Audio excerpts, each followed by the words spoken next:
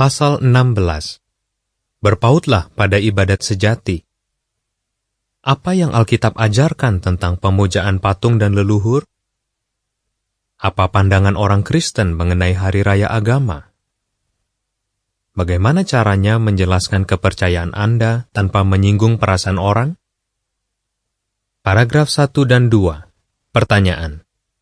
Pertanyaan apa yang harus Anda ajukan kepada diri sendiri setelah meninggalkan agama palsu? Dan menurut Anda, mengapa ini penting? Katakanlah Anda baru saja tahu bahwa seluruh lingkungan tempat tinggal Anda telah tercemar. Seseorang diam-diam telah membuang limbah beracun di daerah itu, dan sekarang kehidupan semua orang terancam bahaya. Apa yang akan Anda lakukan? Sebisa mungkin, Anda tentu akan pindah dari sana. Tetapi, setelah itu, Anda masih dihantui pertanyaan penting. Apakah saya sudah terkena racun?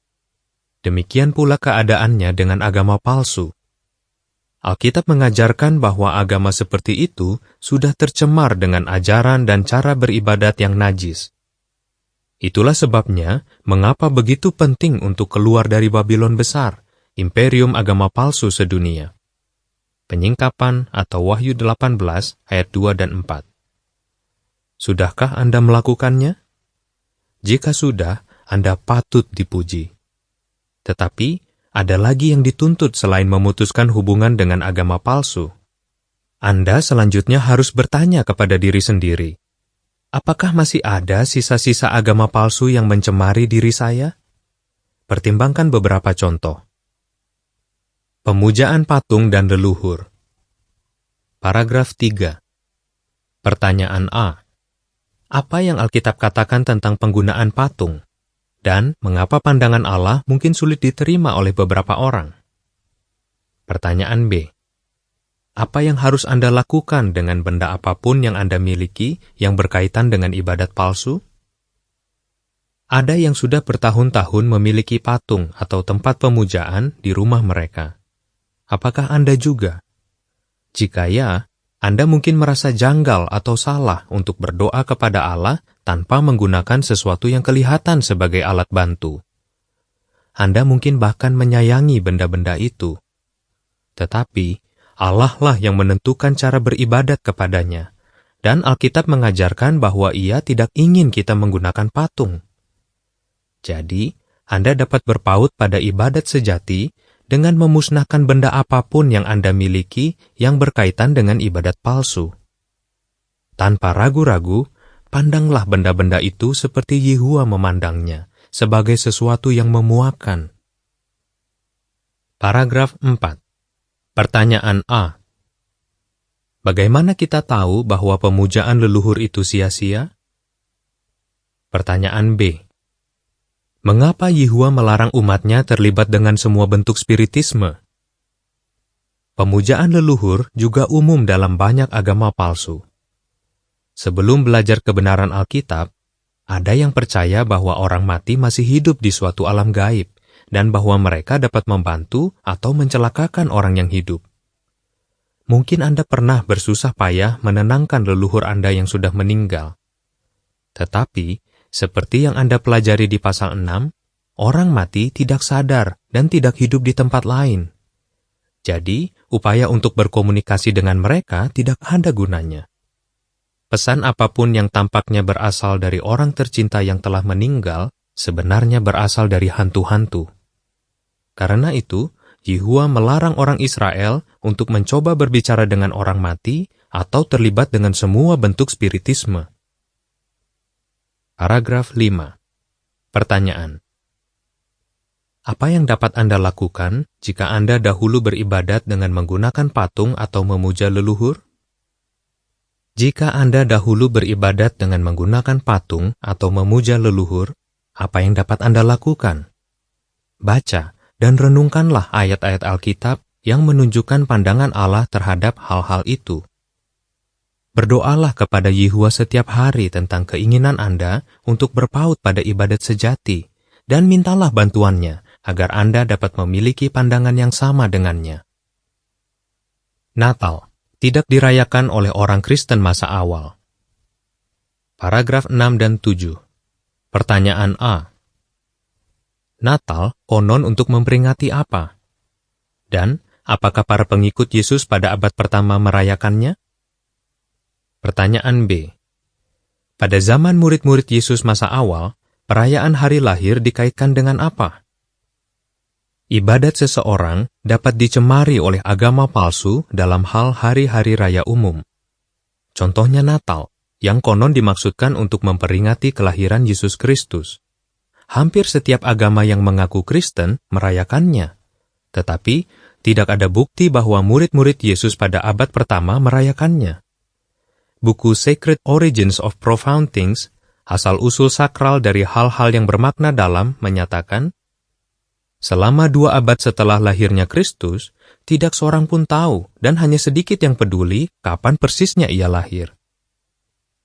Seandainya murid-murid Yesus tahu persis tanggal lahirnya, mereka pun tidak akan merayakannya. Mengapa?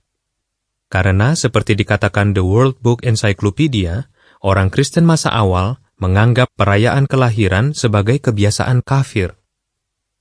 Alkitab hanya menyebutkan 2 perayaan hari lahir, yaitu yang diadakan oleh 2 penguasa yang tidak menyembah Yehua. Perayaan hari lahir juga diadakan untuk menghormati dewa-dewi orang kafir. Misalnya, pada tanggal 24 Mei, orang Romawi merayakan hari lahir Dewi Diana. Keesokan harinya, mereka memperingati hari lahir dewa matahari mereka, Apollo. Jadi, perayaan hari lahir dikaitkan dengan kekafiran, bukan dengan kekristenan. Paragraf 8. Pertanyaan. Jelaskan hubungan antara perayaan hari lahir dan tahayul. Ada alasan lain mengapa orang Kristen abad pertama tidak akan merayakan hari lahir Yesus. Murid-muridnya kemungkinan besar tahu bahwa perayaan hari lahir ada hubungannya dengan tahayul. Misalnya, banyak orang Yunani dan Romawi zaman dahulu percaya bahwa ada suatu roh yang hadir pada saat kelahiran setiap orang, dan yang melindungi orang tersebut sepanjang hidupnya. Roh itu mempunyai hubungan gaib dengan dewa yang hari kelahirannya sama dengan orang tersebut, kata buku The Lore of Birthdays. Kepercayaan tradisional tentang hari lahir. Yehua pasti tidak senang dengan perayaan apapun yang mengaitkan Yesus dengan tahayul. Jadi, mengapa begitu banyak orang merayakan Natal? Asal-usul Natal. Paragraf 9. Pertanyaan. Bagaimana tanggal 25 Desember sampai dipilih untuk merayakan kelahiran Yesus? Beberapa ratus tahun setelah Yesus hidup di bumi, barulah orang mulai memperingati kelahirannya pada tanggal 25 Desember. Tetapi, itu bukan tanggal Yesus lahir, sebab ia ternyata lahir pada bulan Oktober. Catatan kaki mengatakan, lihat appendix halaman 221-222 dari edisi tercetak. Akhir catatan kaki. Maka, mengapa tanggal 25 Desember yang dipilih? Beberapa orang yang belakangan mengaku Kristen kemungkinan besar ingin agar tanggalnya bertepatan dengan perayaan kafir Romawi untuk memperingati hari lahir matahari yang tak tertaklukkan, menurut The New Encyclopedia Britannica. Pada musim dingin, sewaktu sinar matahari tampak paling redup, orang kafir mengadakan upacara supaya sumber panas dan cahaya ini kembali dari perjalanannya yang jauh. Tanggal 25 Desember dianggap sebagai hari ketika matahari memulai perjalanannya kembali. Dalam upaya untuk menobatkan orang kafir, para pemimpin agama memasukkan perayaan ini ke dalam ibadat mereka dan mencoba membuatnya berbau Kristen. Catatan kaki mengatakan, perayaan Saturnalia juga menjadi faktor dalam pemilihan tanggal 25 Desember. Perayaan yang menghormati dewa pertanian Romawi ini diadakan pada tanggal 17 sampai 24 Desember. Pada perayaan itu, orang-orang berpesta pora, bersukaria, dan saling memberikan hadiah. Akhir catatan kaki. Paragraf 10. Pertanyaan. Pada zaman dahulu, mengapa ada yang tidak merayakan Natal? Orang sudah lama mengakui bahwa Natal bersumber dari kekafiran, bukan dari Alkitab. Karena itu, Natal dilarang di Inggris dan di beberapa koloni Amerika pada abad ke-17. Bahkan siapapun yang tinggal di rumah dan tidak bekerja pada hari Natal harus membayar denda. Tetapi, tidak lama kemudian, kebiasaan umum itu menjadi populer lagi, dan beberapa kebiasaan lain ditambahkan. Natal sekali lagi menjadi hari raya yang penting, bahkan sampai sekarang di banyak negeri. Tetapi, karena Natal ada hubungannya dengan agama palsu, orang yang ingin menyenangkan Allah tidak merayakannya. Juga hari raya lain manapun yang bersumber dari ibadat orang kafir. Catatan kaki mengatakan, untuk pembahasan tentang pandangan orang Kristen sejati terhadap hari-hari raya umum lainnya, lihat appendix halaman 222-223 dari edisi tercetak. Akhir catatan kaki. Apakah asal-usul hari raya benar-benar penting? Paragraf 11. Pertanyaan. Mengapa orang merayakan hari-hari raya? Tetapi, apa yang seharusnya paling penting bagi kita? Ada orang yang setuju bahwa hari raya seperti Natal berasal dari kekafiran, tetapi merasa bahwa tidaklah salah untuk merayakannya. Faktanya, sewaktu merayakan hari-hari raya, kebanyakan orang tidak memikirkan atau menghubungkannya dengan ibadat palsu. Saat-saat seperti itu juga merupakan kesempatan bagi keluarga untuk berkumpul. Apakah Anda juga merasa begitu? Jika ya, kemungkinan besar kasih kepada keluargalah yang membuat Anda sulit berpaut pada ibadat sejati, bukan kasih kepada agama palsu. Yakinlah bahwa Yehuwa, pribadi yang menjadi pemula keluarga, ingin agar Anda mempunyai hubungan yang baik dengan sanak keluarga Anda. Anda dapat menguatkan ikatan keluarga dengan cara yang Allah perkenan. Rasul Paulus menulis tentang apa yang seharusnya paling penting bagi kita. Teruslah pastikan apa yang diperkenan Tuhan. Efesus 5 ayat 10. Paragraf 12. Pertanyaan. Berikan gambaran mengapa kita harus menghindari kebiasaan umum dan perayaan yang memiliki asal-usul yang najis. Mungkin Anda merasa bahwa asal-usul hari-hari raya itu hampir tidak ada kaitannya dengan apa yang dirayakan sekarang. Apakah asal-usul benar-benar penting? Ya. Sebagai gambaran, katakanlah Anda melihat ada permen loli di selokan. Apakah Anda akan mengambil permen itu dan memakannya? Tentu tidak, bukan? Permen itu kotor. Seperti permen itu, hari-hari raya mungkin kelihatannya menyenangkan, tetapi diambil atau berasal dari tempat-tempat yang najis. Untuk berpaut pada ibadat sejati, kita harus memiliki pandangan yang sama dengan Nabi Yesaya yang memberitahu para penganut ibadat sejati, jangan menyentuh apapun yang najis. Yesaya 52 ayat 11. Bijaksana terhadap orang lain. Paragraf 13. Pertanyaan. Kesulitan apa yang mungkin timbul sewaktu Anda tidak ikut merayakan hari-hari raya? Kesulitan mungkin timbul sewaktu Anda memutuskan untuk tidak ikut merayakan hari-hari raya. Misalnya, rekan sekerja mungkin heran mengapa Anda tidak mengikuti kegiatan hari raya tertentu di tempat kerja. Bagaimana jika Anda diberi hadiah Natal? Apakah salah untuk menerimanya? Bagaimana jika teman hidup Anda berbeda kepercayaan? Apa yang dapat Anda lakukan agar anak-anak Anda tidak merasa kesenangannya terampas karena tidak merayakan hari-hari raya? Paragraf 14 dan 15. Pertanyaan. Apa yang dapat Anda lakukan jika Anda mendapat ucapan selamat hari raya, atau jika seseorang ingin memberikan hadiah kepada Anda?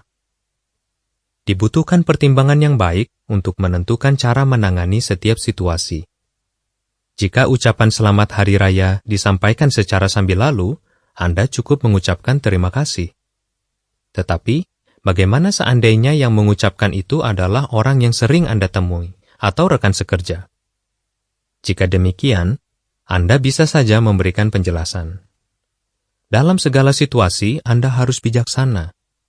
Alkitab menasihatkan, hendaklah ucapanmu selalu menyenangkan, dibumbui dengan garam, sehingga kamu mengetahui bagaimana seharusnya memberikan jawaban kepada setiap orang. Kolose 4 ayat 6. Berhati-hatilah, jangan sampai kita menunjukkan sikap tidak respek. Sebaliknya, dengan bijaksana jelaskan pendirian Anda. Terangkan bahwa Anda bukannya tidak senang bertukar hadiah dan berkumpul bersama mereka, tetapi bahwa Anda lebih senang melakukannya pada kesempatan lain, bukan pada hari raya. Bagaimana jika seseorang ingin memberikan hadiah kepada Anda? Hal itu banyak bergantung pada keadaan. Si pemberi mungkin mengatakan, "Saya tahu Anda tidak merayakan hari raya ini, tetapi saya ingin Anda menerima hadiah ini." Anda mungkin menilai bahwa dalam hal itu, menerima hadiah tidak sama dengan ikut merayakan hari raya tersebut. Jika si pemberi tidak tahu kepercayaan Anda tentu dapat mengatakan bahwa Anda tidak merayakan hari raya itu. Ini akan membantunya mengerti alasan Anda mau menerima hadiahnya tetapi tidak memberikan hadiah sebagai balasan pada kesempatan itu.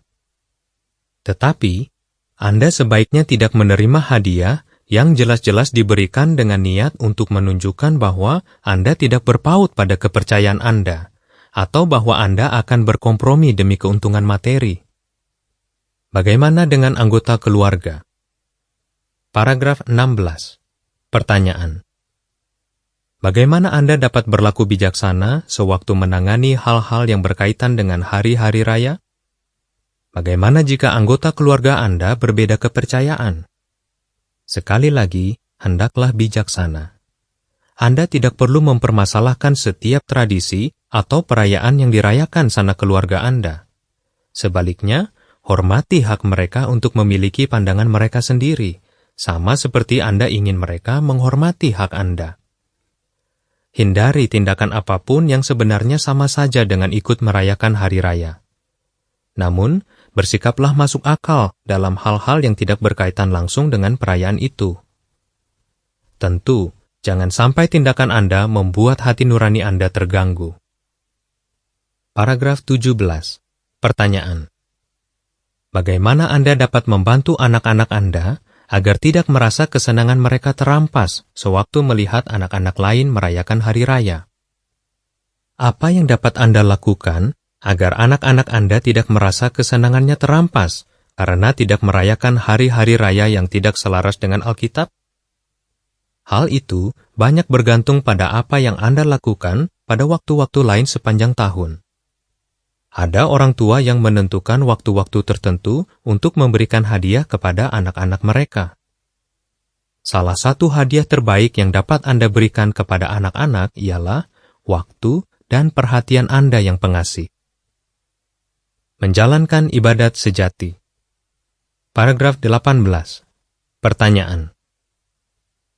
Bagaimana menghadiri pertemuan Kristen dapat membantu Anda berpaut pada ibadat sejati? Untuk menyenangkan Allah, Anda harus menolak ibadat palsu dan berpaut pada ibadat sejati. Apa yang tercakup di dalamnya? Alkitab menyatakan, biarlah kita memperhatikan satu sama lain untuk saling menggerakkan kepada kasih dan perbuatan yang baik, dengan tidak mengabaikan pertemuan kita, sebagaimana kebiasaan beberapa orang, tetapi saling menganjurkan, dan terlebih lagi demikian, seraya kamu melihat hari itu mendekat. Ibrani 10 ayat 24 dan 25. Pertemuan-pertemuan Kristen merupakan saat-saat yang membahagiakan, karena di sanalah Anda dapat beribadat kepada Allah dengan cara yang Ia perkenan. Pada pertemuan-pertemuan seperti itu, ada pertukaran anjuran di antara orang-orang Kristen yang setia. Roma 1 ayat 12. Paragraf 19. Pertanyaan. Mengapa penting untuk berbicara kepada orang-orang tentang hal-hal yang telah Anda pelajari dari Alkitab? Cara lain untuk berpaut pada ibadat sejati ialah dengan berbicara kepada orang-orang tentang hal-hal yang telah Anda pelajari dari Alkitab bersama saksi-saksi Yehova. Banyak orang benar-benar berkeluh kesah dan mengerang karena kefasikan yang terjadi di dunia dewasa ini. Yehezkiel 9 ayat 4. Mungkin Anda mengenal orang-orang seperti itu. Cobalah berbicara kepada mereka tentang harapan Anda untuk masa depan yang berdasarkan Alkitab. Seraya Anda bergaul dengan orang-orang Kristen sejati dan berbicara kepada orang-orang tentang kebenaran Alkitab yang menakjubkan yang telah Anda pelajari, lambat laun kerinduan kepada tradisi agama palsu yang mungkin masih tersisa dalam hati Anda akan sirna. Yakinlah bahwa Anda akan sangat bahagia dan akan mendapat banyak berkat jika Anda berpaut pada ibadat sejati. Apa yang Alkitab ajarkan? Pemujaan patung dan leluhur dilarang dalam ibadat sejati. Keluaran 20 ayat 4 dan 5, dan Ulangan 18 ayat 10-12. Ikut merayakan perayaan yang bersumber dari kekafiran adalah salah. Efesus 5 ayat 10. Orang Kristen sejati harus bijaksana sewaktu menjelaskan kepercayaan mereka kepada orang lain. Kolose 4 ayat 6.